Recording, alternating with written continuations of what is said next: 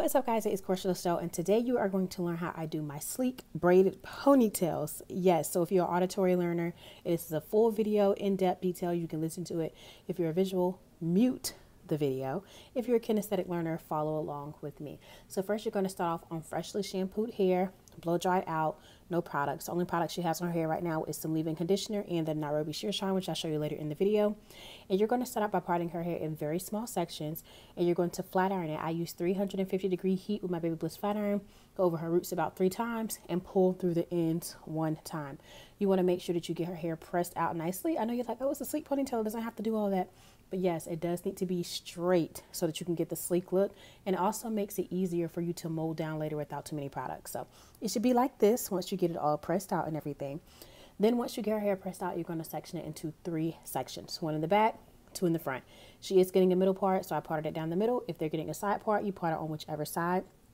If you're doing a swoop, I have to show you guys a demonstration on how I do my swoops in a later video. Comment down below if you guys want to see that. Then I'm going to place her hair where she asked for it to be placed with a rubber band. You can use a scrunchie if you want, but I prefer to use rubber bands. It has not broken my client's hair off this far.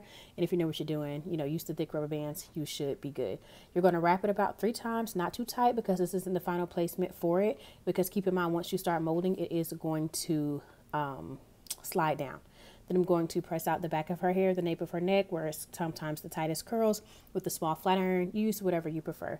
Then I'm also going to go in with my Remy wax stick. You can get this from the beauty supply store, and I'm going to slick it all the way up and then comb that through, followed by my edge brush.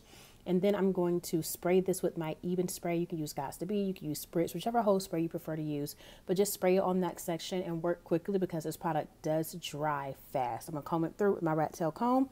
Then I'm going to go in with my blow dryer, and I'm going to blow dryer on a cool heat just because it's comfortable and it's easier for my client to deal with when it's on a cool heat.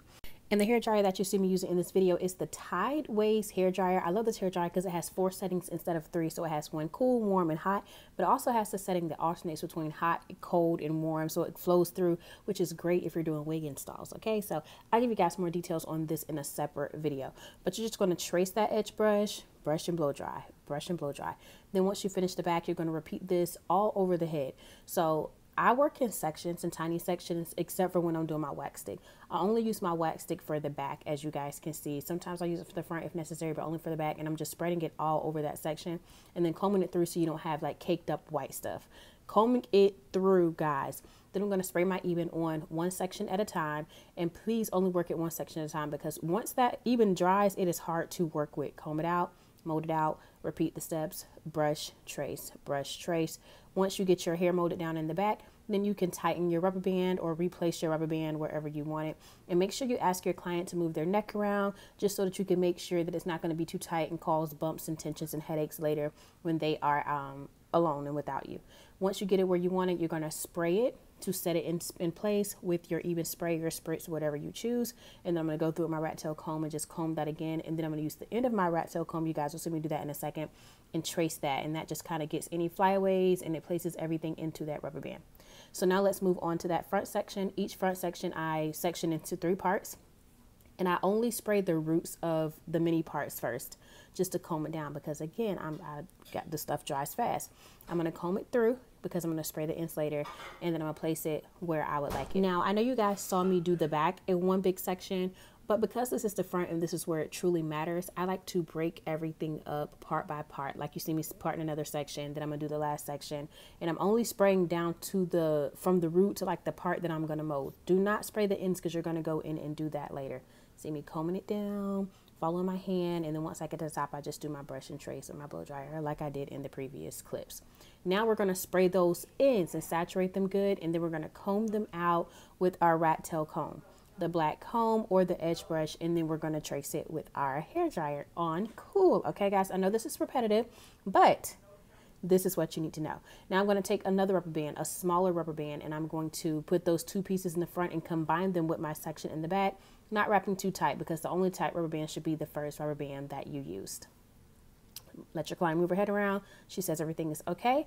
All right, let's get to the next step. The next thing is the Nairobi Sheer Shine. I spray this all over any of my ponytails to give it that final shine. Some people use oil sheen. The hairspray doesn't make it shine on its own. You do have to add some type of sheer shine, and that's why I like the Nairobi Sheer Shine. And then I put some paper strips on, and then we're going to move on to the braid. So I like to use shorter braiding hair just because I'm going to feed it in and make it the length that I want instead of doing long and have to cut it, you know, the whole spiel. But I'm going to take that rubber band that it comes with and I'm going to place it on the base of my ponytail. And I'm going to have my client hold that little piece to get it out the way. And I'm going to wrap behind the rubber band that I put on there just to make sure that it is holding it in place. You guys will see me zoom in a second. So you see how it's behind that rubber band. Don't place it in front because it will eventually side off. Make sure it is wrapped behind that rubber band, maybe 3 or 4 times to lock it into place and secure it. Then I'm going to get another bundle of hair that's the same as the one that I used at first. And I'm going to split that into 2s because I'm going to feed it in. I want to keep the same thickness throughout. Then I'm going to get a third bundle and split that into 3s so that I can add that into the end because I want my braid to slowly taper off so it can look like a natural braid.